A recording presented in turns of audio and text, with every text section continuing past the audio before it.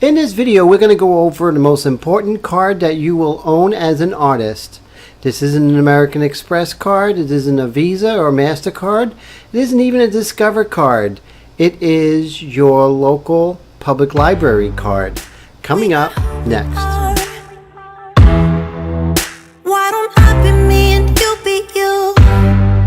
We're spreading color around us. We're lighting up the sky, it's what we do. We shouldn't care. Timothy here. Thank you again for coming to my studio. It's always great to hang out with you and talk about art and go over some techniques. If you're new here, consider subscribing because we do everything from drawing, pastel, airbrush tutorials, motivational techniques, and also tech gear for artists. Don't forget to hit the bell icon. When you hit that bell icon, you will be alerted to new videos and you won't miss any of the inspiration.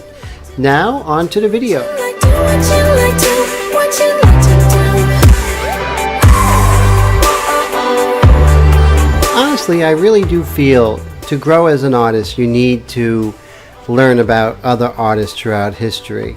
You need to know about the linear progression of where we are today, what type of artist you are. And you can find that out by learning from artists of the past, who you identify with. You might identify with an abstract expressionist like Jackson Pollock, or maybe a Renaissance painter like Michelangelo or Raphael, or perhaps an impressionist like Monet. But how would you know about that if you don't delve into art history? Yes, it is so important and crucial to learn technique and to practice your art every day, but you need to know art history. Art history is so important. I cannot really emphasize that enough. For me, when I was learning art in high school and college, my teachers, they gave me one way of doing it, and that was who they liked. For instance, the approach for technique was much like John Singer Sargent, Rembrandt, Velasquez, sort of a large brush, painterly sort of way. One of the expressions of the day was real men use big brushes or something like that.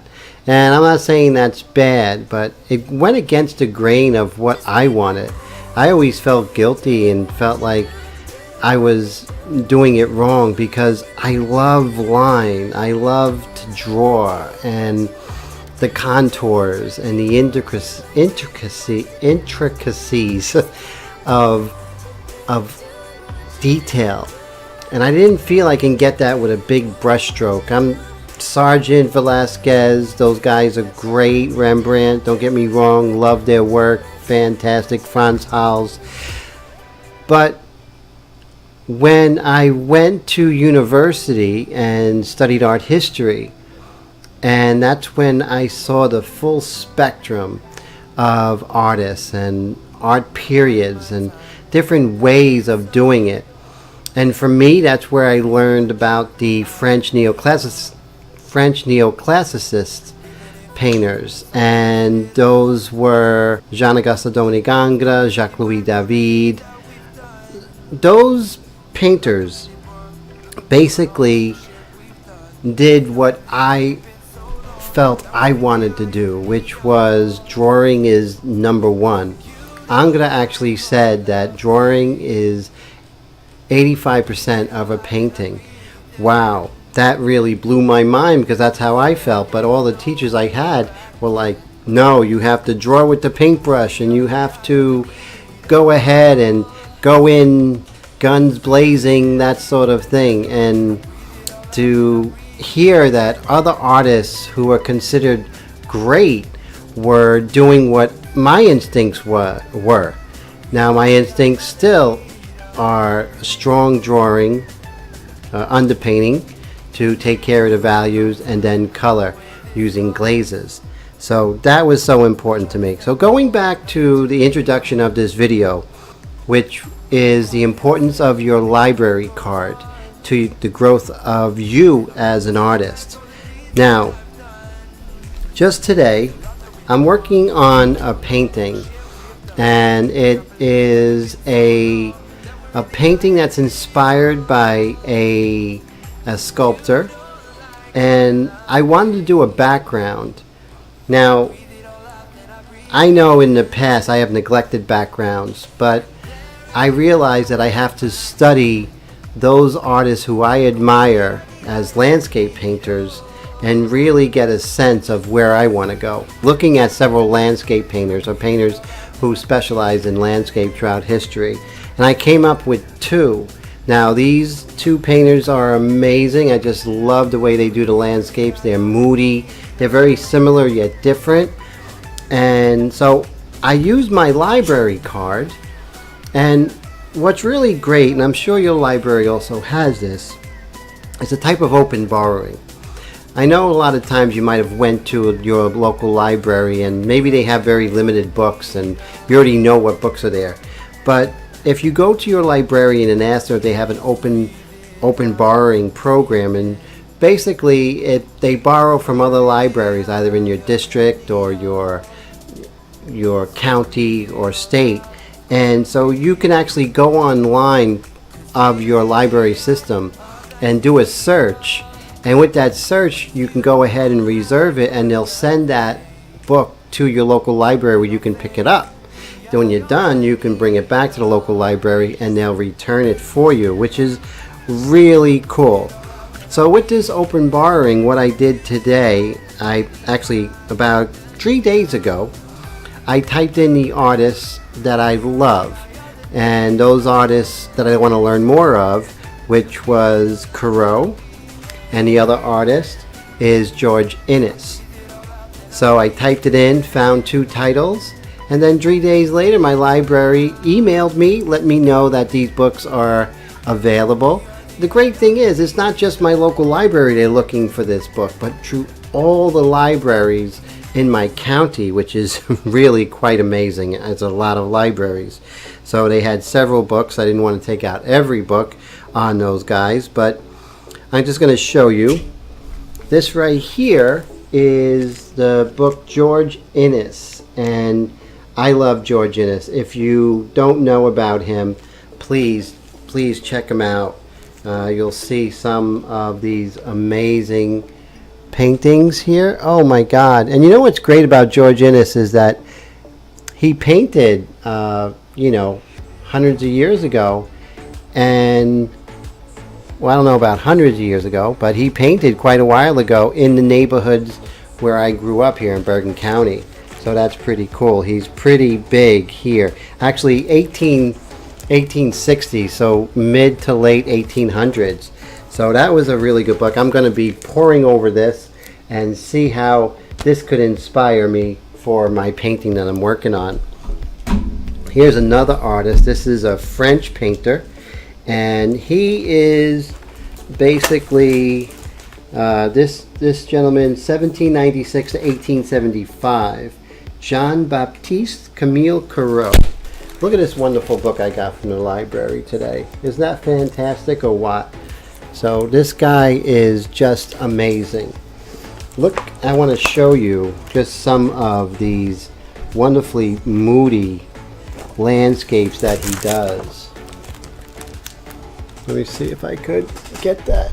Oh, so you can just see how great that is. And I don't want to just do landscapes just to fill in the background. I want to do something as fantastic as this to help out my paintings, to, like a good movie. There are your stars, and the star in my case would be my figures, but the supporting casts do much more than just be in the background. They sort of round out the painting and give atmosphere, and that's what I want in my art. So that's why I picked up those 2 books. I'm also getting into flash photography. Flash photography opens up a large variety of lighting effects that I'm able to achieve when posing the model. So I picked up some flashes, Now I have to learn how to use Flash. So using my library card, I don't have the money to go ahead and buy books. Maybe you might buy a book and really hate it, and then you're stuck with that book. But this way, I just went ahead, and this book here, Direction and Quality of Light, fantastic book, teaching me how to use Flash, multiple flashes, just so many different wonderful techniques that I'm just going to pour over this within the next few days. And I'll tell you, why in the world would an artist not utilize this? This is such a big tool. So that's what this video is about. Go ahead, if you don't utilize your library card, dust it off. If you have a book that's overdue, go ahead and bring it in. You know, reconcile yourself with the library, and go ahead, talk to your librarian, get open borrowing. You don't want to just borrow from your library. You want to borrow from a network of libraries, and you also want to get the online password and username so you can go ahead and search the books from your home. This is an important resource, and this is not something that I feel is just like, oh, it's a nice little tip. No, this is crucial. So if you don't take my advice ever, take my advice here. Delve into art history, delve into techniques of photographing your model, delve into anything. Just make sure that you have the resources at your disposal. It's much better than going to Barnes & Noble or Amazon and buying all these books. And how many times you buy a book and it's like, wow, it looked good in the bookstore, but it's really horrible. So I hope you enjoyed this little discussion, and I hope it helps out and you utilize this wonderful resource in your area. Don't forget to go and subscribe and like, and tell me, where do you get your inspiration from? Do you have a library card? Do you use it? I'd love to hear what you have to say in the comments down below. So, thanks so much for joining us. Don't forget, in the next few days, we're going to do the airbrush portrait, part 7, I believe. And then we're going to start a new tutorial and lesson of drawing the portrait in pencil. So I hope you have a great rest of the week. Thank you so much for joining me, and take care. Let it go, 'cause you should've known.